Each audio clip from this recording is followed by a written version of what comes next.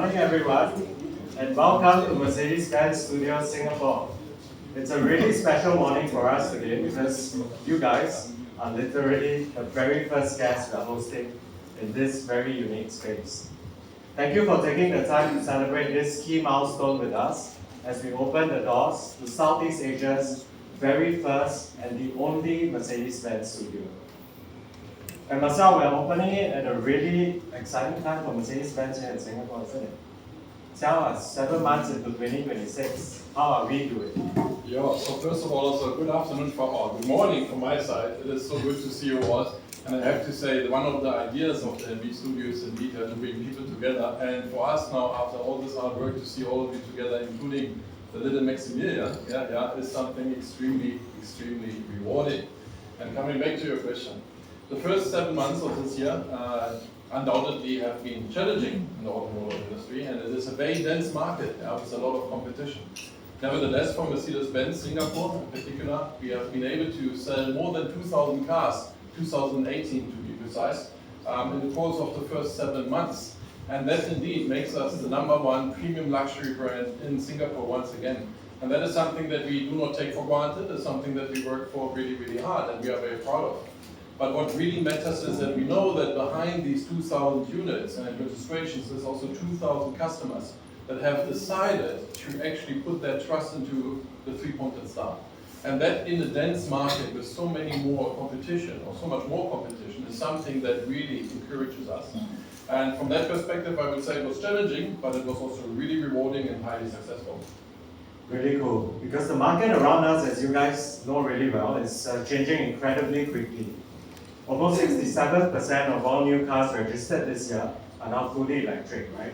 And yet for Mercedes-Benz, we are only at 12.5%. That's quite a gap, isn't it? That is, on first notice, it is definitely something that points out. So let me talk about this. When we started this year, we have introduced a new CLA, fully electric CLA at the January Motor Show, Singapore Motor Show.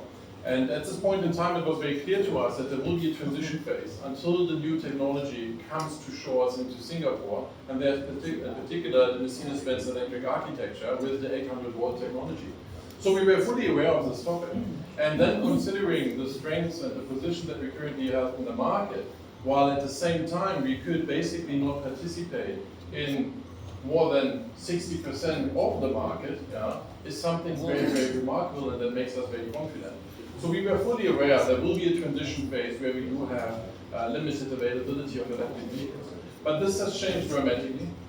We have ramped up dramatically, and we are planning to sell more than 50%. Every second car, and even more, will be fully electric until the end of the year, and then 2027. And that is really where we are very excited about. And to really put that into perspective, we registered only 113 Mercedes-Benz BEVs in the first half of 2026. But in the month of July alone, we registered 140 units. To put it into percentage, that's 7% of our total registration in the first half of the year, and in a single month, more than 40%. Yeah, and I think this is very important to understand. And we are coming from a position of strength, and we have a lot of confidence in the product offensive that we often talk about. So you remember at almost every single event that we've met, I talk about the product offensive, and you can see in Germany how we are lining up the product launches. And step by step they are coming to Singapore. So we see that momentum growing quite dramatically. And the one thing though that is important is it's not only about electric either, and that is important. So we will continue to introduce new fully electric vehicles across Cat A, Cat B, different segments in the product range. And by the end of 2029, we will actually have an electric offering in every single vehicle model across the range. That is definitely clear. But at the same time, we still invest into high-tech hybrid engines on the first hand. And you can see it with the launch of the CLA as an example. But we also, and that's important for many of you, I think, we also continue to invest into high-tech, high-performance combustion engines. So we do it across the entire range, and this is something that encourages us. Product lineup is coming, product offensive is taking effect, and across both powertrains. So we're not going to tell everyone here that the future is electric. Well, no. So in the end, in essence, for Mercedes-Benz, it has always been the one question is, what is the customer demand and what is their needs? That was always very clear. And therefore now to basically change the direction and strategy is as part of customer centricity as well. So what we can say with certainty, if the lifestyle of our customers is ready for a fully electric future, we will have a compelling offer. If the lifestyle of our customers does not allow yet for a fully electric future, we will have a high-tech hybrid engine as well. So in a nutshell, we always say like it's not our mission to dictate the powertrain. It is our mission to build the world's most desirable cars. That is our credo, and that we will do across the world, across powertrains. Very well said. And I think that is where exactly the studio comes in. Because if cars, technology, and customer expectations are ever changing, the way people experience the brand should evolve too. Yeah, that's great. And I think what is something that I said in the beginning, and I circle back to it now, this is really, really encouraging to see, because this space is not a traditional automotive space. It's not that, and it was never intended to be, and that's something very important to us. And if you look at Mercedes-Benz as a brand, Mercedes-Benz has never been just a car manufacturer. For many of our customers and fans, we are part of the lifestyle. We have a G-Class, which is a fashion icon. Yeah, so you see us in movies, you see us on the red carpet. So it's a very different approach, and this is what we want to bring to life at the Mercedes-Benz Studio as a community and a way of experiencing Mercedes-Benz as a brand. So what we are planning is, together with partners that have similar values, similar principles across F&B, fashion, sports, arts, and different communities, to partner with them and to create experiences here and workshops and activations. But then on the other hand side, this does not mean that it's only events. It is also an area whereby people can connect to us. They can pop in here, meet with their friends and grab a drink, or they can just be productive on their own. So it's all encompassing, but ultimately it's about relationship and trust. That's what we want to convey here. And location is also a big part of what makes a Mercedes-Benz studio. Around the world, you'll find them in some of the most distinctive parts of its cities, from Omotesando in Tokyo to Beverly Hills in Los Angeles. But Singapore is a little different. We are a garden city after all, right? So while other studios have made their homes in iconic neighborhoods, it somehow made perfect sense for ours to be in an iconic gardens by the bay. And when you think about it, it's all very Singaporean.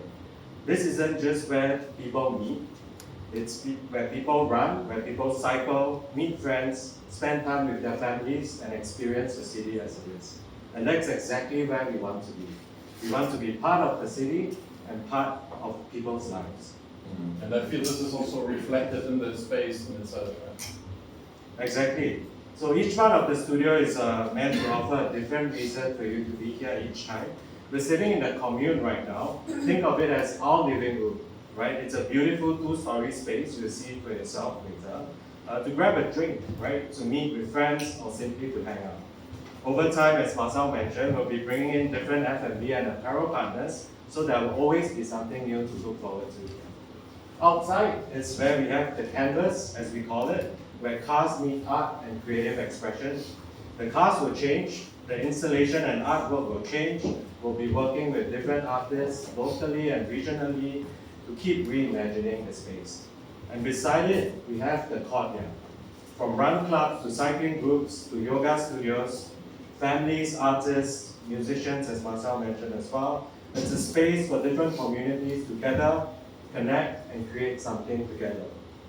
And that's really the idea, right, Marcel, as you say. The studio isn't meant to be static.